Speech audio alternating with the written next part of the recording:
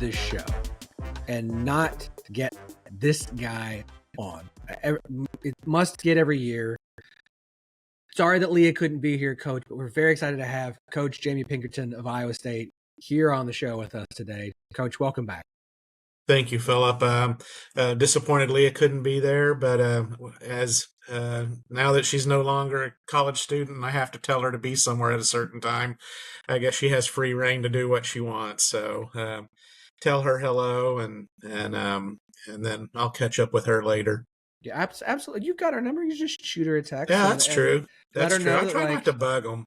No. I think she'd be okay with it. Bug her all you want. Look, she talks about you on the show all the time. I think you get mentioned more than any other coach in the Big 12 on the show, in part because Leah's on here and is always talking about you. I got to bring this up. You mentioned this before we started recording, but obviously you guys have some absolutely beautiful Pinstripe uniforms this year that the team's been wearing, and I think Leah's a little bit upset because she wanted the pinstripes when she was there. She blames you for them not having them during her time at Iowa State. So I think she's a little bit miffed about the fact that they have them now and waited until she was gone to get them. Oh, well, Phillip, as we said before we got on, it's a democratic process, and the team she was on never voted. It was never more votes for the pins than not. I mean, the teams which she was on, obviously we had the pinstripe pants, but this group that we have, I think out of the 24 players, it was like 20-4, and I think her group was like 17-10 or whatever, however many we had at that time, and I was just delivering the democratic process and everything, but she never demanded to count ballots. So, but anyways, this group wanted them, and I have to thank our administration for allowing us to do the Cyclone script, because we found it on an old uniform, and it has always been, hey, you can go back and found it, and they allowed it, and it's turned out. We did it with a white uniform last year, and then the pins this year, and it really turned out really. And I'm not a big fan of the pinstripes mainly because I hate the Yankees, and because I'm a Royals fan and lived through the 70s and early 80s until the Royals finally defeated the Yankees. So never been a fan of pinstripes. So, but after I do have to admit, and then this will probably set Lee off a little bit more, but I didn't think I'd like them, but I liked the way they really turned out and everything. And when you design it on the Nike site, you don't know exactly how it's going to turn out. Okay. And obviously sat down with our equipment manager and our coaching staff, and we came up with it. And I have to admit now that I like them. No, that's big of you. That is. No, look, they're awesome. The Script Cyclones, I loved Script logos. The Script Cyclones is fantastic. Look, there's a lot of great uniforms. You guys have some really good ones, and those pinstripe Script Cyclone, like that's just it's such an awesome combo, and they look fantastic. Well, appreciate that, and also too, I originally I have to put a disclaimer on it. I wanted Nike didn't have the 80s Cyclone script at the time we ordered these uniforms, and then I wanted what basketball had on theirs this year on the gold uniforms, the arced Cyclones with the S with the ribbon underneath it. That's what we were shooting for, but we couldn't get it, and then this turned out this way, and then with this set of uniforms, our administration allowed us to keep it. So, maybe it's something softball that has, and maybe it'll become more popular. Well, I think it's awesome. Look, put that thing on a hat, send it to me. We'll put it on the wall, and I'll wear it around because I think it looks fantastic. Coach, obviously you're coming to us from your hotel there in Orlando. We're in Mississippi last past weekend at a tournament at Ole Miss. Now you guys are in Orlando to face UCF this weekend. I want to ask you about the schedule. It is interesting. You guys are actually going to play UCF Thursday, Friday, Saturday, as opposed to traditional Friday, Saturday, Sunday. How did that kind of come together, and what was the thought process behind moving this series up like this? Well, just I talked to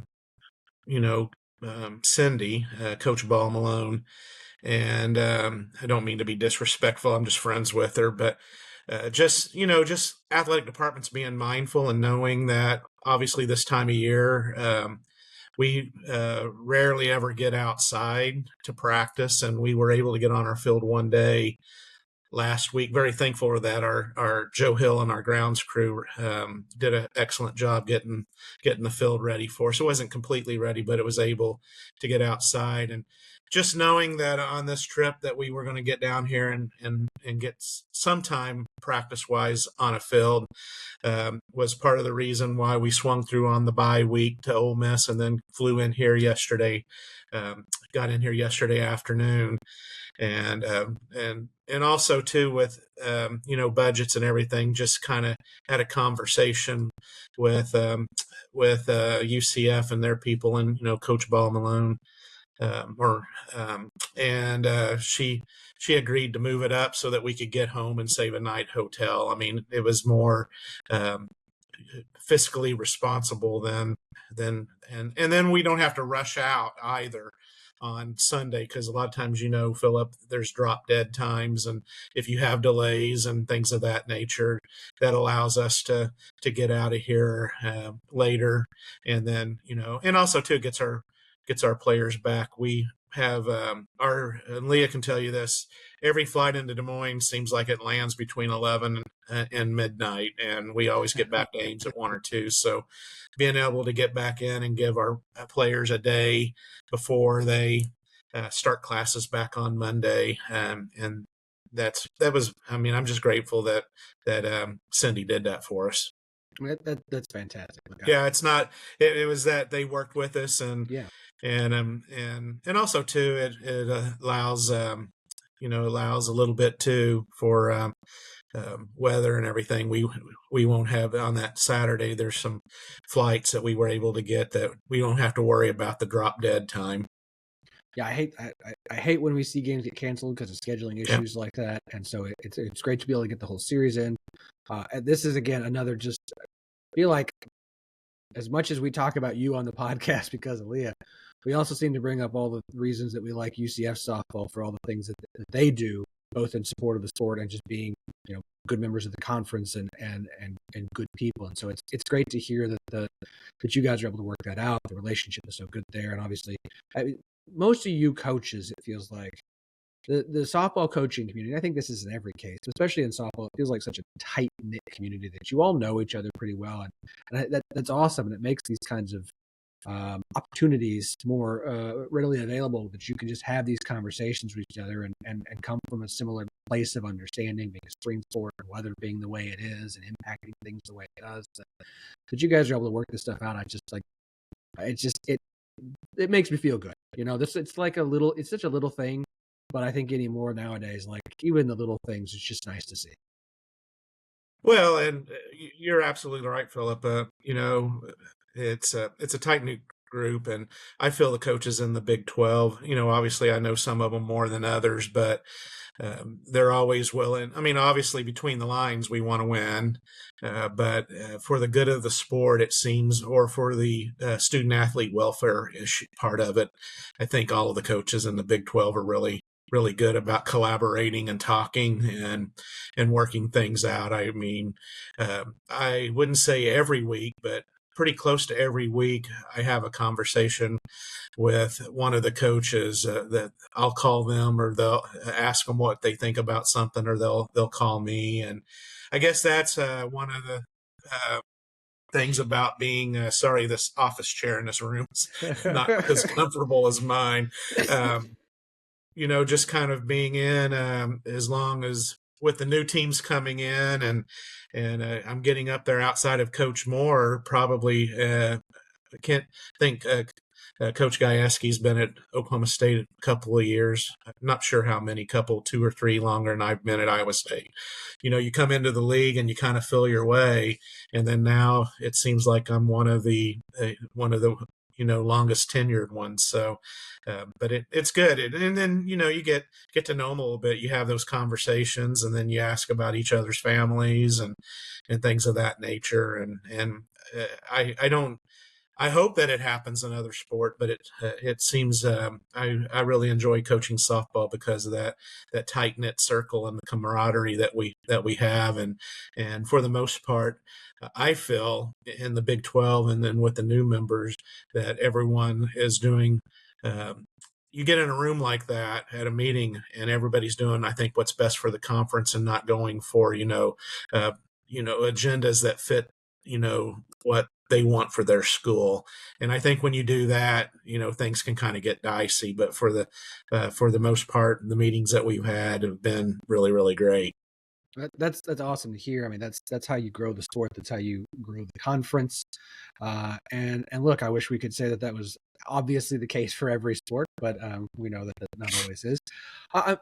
You kind of touched on you being now one of the more let's call you elders of the conference, not from an age standpoint necessarily, but just having been in the conference for a while, talk with coaches on a regular basis. What are some of the things, and you having been someone who's served on the selection committee as well, you've been in all these different aspects of the sport, various different places you coach. What are some of the things that you feel like you and other coaches are talking about a lot as far as the health of the sport, the things that you're dealing with and facing and trying to figure your way through out right now? Well, I think there's a lot of things going on in college athletics in general, and without getting out of the confidentiality of the room, I think we're all trying to navigate, what's coming with, NIL and the House settlement, and how that's going, to what's the trickle down going to be. Obviously, uh, we know what it's doing and has done for, the money making sports, football and men's and women's basketball. I think we're sitting as a group. I think we're just trying to figure out and gather. We're kind of on information gathering, and I think a lot of that'll come out and become more um, visible or come to light as the House settlement gets settled and things start moving forward. I mean, obviously, the schools and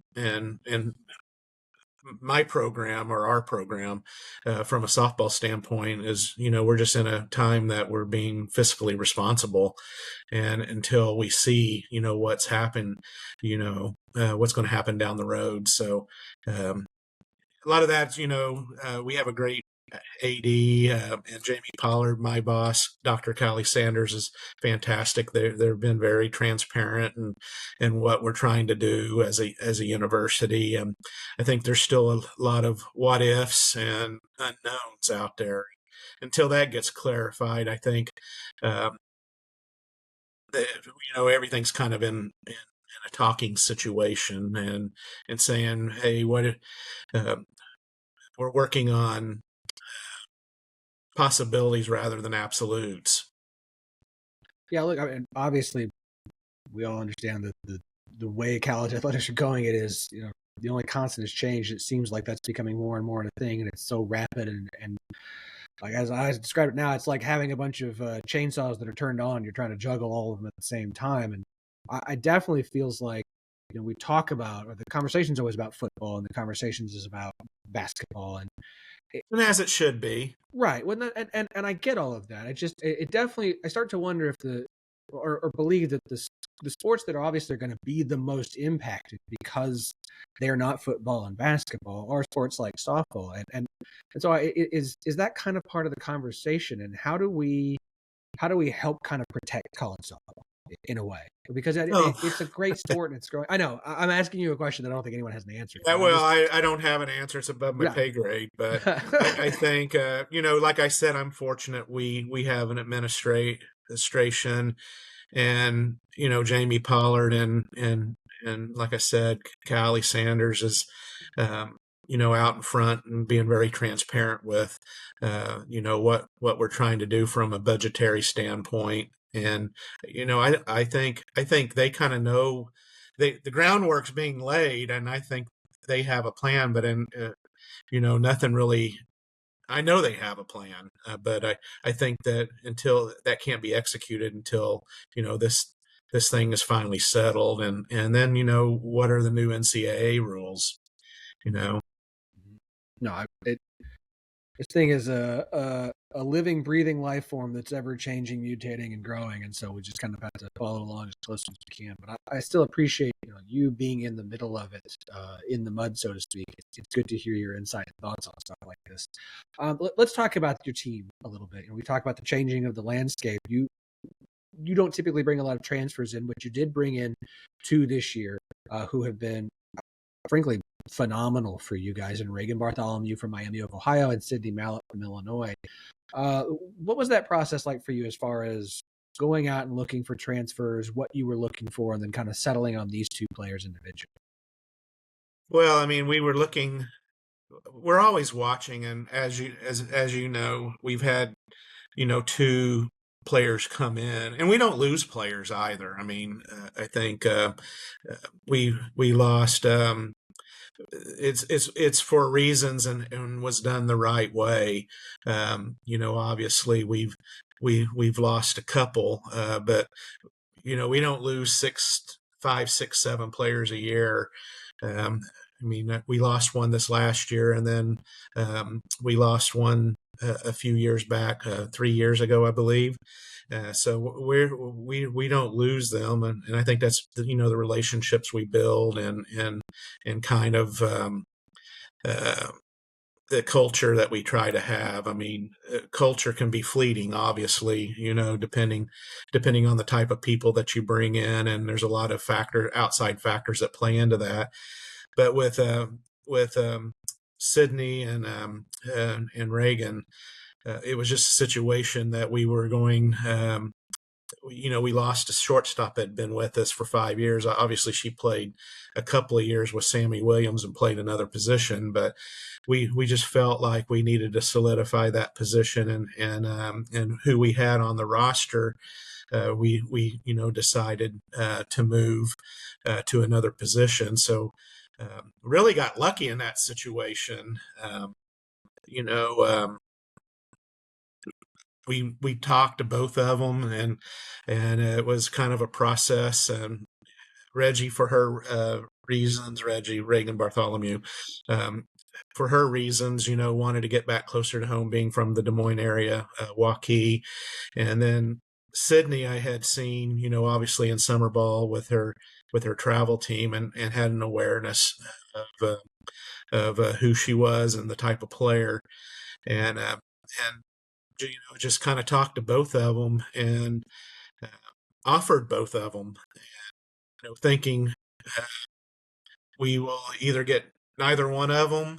I didn't, in my wildest imagination, think we'd get both of them, but what an impact both of those young women have made on our program. So I'm glad it happened, and we've been able to kind of solidify our roster and infill a little bit. So, but back to the transfer, we had one player come in. And then everyone knows Ellie Spellhog. I didn't even get her out of so basically before these 2, I've only gotten one player out of the softball portal. Ellie Spellhog, I got out of the basketball portal. She was playing at Bradley, playing basketball. So, I know in this world, you probably, I don't know if my way is working. I mean, right now in the win-loss column, the way we do things, seems to not be an argument to if it's working or not working, but going into the portal. But I just think the continuity of the roster, the culture, and players knowing that you bring them in and you're going to stand behind them. You're not just going to go out and get the next shiny object that you want, or the next big name. So it's a very well thought out process for us. That's great. And again, the 2 you've brought in have been phenomenal for you guys this year. I mean, you look at Reagan, who's I think 3rd on the team in RBI at this point, or 2nd or 3rd with 18 RBI. You look at both of them. Sydney's tied for 1st with Jesse Clemens at 21. Like, they've both been impactful, both in the box and playing defense for you guys. And so, look, the to me, the portal is a good thing. I like the portal. I like the opportunity for players to, our lives change, and so the opportunity to have some freedom. There's downsides to everything like that, obviously, but to see them come in to Ames and to the Iowa State program with you and thrive the way they are, like that's a positive. Like it's positive for you, it's positive for them, and so like it's been great to see. You did mention, the team has struggled from a record standpoint this year. It's been a little bit tough. Where do you, when you look at this team and kind of where things are, where do you feel like the biggest struggles are? And I don't expect you to name names in particular, but just where do you guys feel like if we could fix this, or if we could find some way to tweak this, that we feel like it would make a big change for us? Yeah. Well, I think early on, if you go back and look at our lineups, there's been times that we've had a freshman catcher, freshman pitcher, um, uh, freshman at second, and a freshman in center. And then here of late, it's been more some freshmen splashed around with the pitching staff, and then now some older players. We've moved the lineup. This has probably been uh, in a long, long time for me where we have the depth and we are plugging in other players and we're able to play more towards matchups. Sometimes that works, sometimes that doesn't, as you know, with numbers and analytics. But it's just the versatility. Like Sydney Malott has played first and third. She's also our third catcher. So, there's some versatility there. And then obviously Reagan, since day one, kind of came in and established herself as the shortstop. And back to the portal piece, it can be a good thing as long as the players come in and assimilate and don't and kind of live with the culture and the personality of the team. And I think those two did a really good job of that. They just came in and halfway through the season, I feel like going and talking to them both, they're the type of personalities and the type of character kids that I feel like they've been here their whole career. And we both know that they're juniors. So, but back to your answer, I think it was, when you think about it and look at our lineup, I think the first couple of weeks we made mistakes because Angelina Allen was really the only one playing the position that she played last year. Tiana Poole's been in and out of the lineup. And then last year, halfway through the year, Madison Knowles behind the plate kind of took over. So 1.5 players or two and a half, I count Maddie as a half. She's not half of a player, but she kind of took control of that position in the second half of the season last year. So we had a lot of the infield, moving people around. There was no starting. We had moved Ashley Minor from third to first early in the season. Everybody was in a new position. And, now here of late, it's been Andrews at third and Bartholomew at short, Trice at second, and Malott at first. So, the whole infield's new. So I think it was continuity, playing together. And, here of late, we've played, 11 and 14. It's not great, but I think our strength of schedule is 25 or 27. Obviously that fluctuates day to day. I think, or the microcosm of our season was probably the second game against Ole Miss. Get behind, make a couple of mistakes, and then, battle our way back, get a lead, and then, and then don't close. And I think that's what this team's got to learn for us to take that next step forward is eliminate the mistakes, mental or physical. We know physical mistakes are going to happen, but it seems like we're doing our more fair share in that. And I told our players the other day, we can't say it's early anymore. So we got to eliminate that and, just basically execute and finish games. And, there's several games that if we flipped it, we would be above 500, but that's not the way the game's played. As my dad used to say, if ifs and buts were candy and nuts, We just got to get better, and that starts with me, and having a roster that is have 8 new players.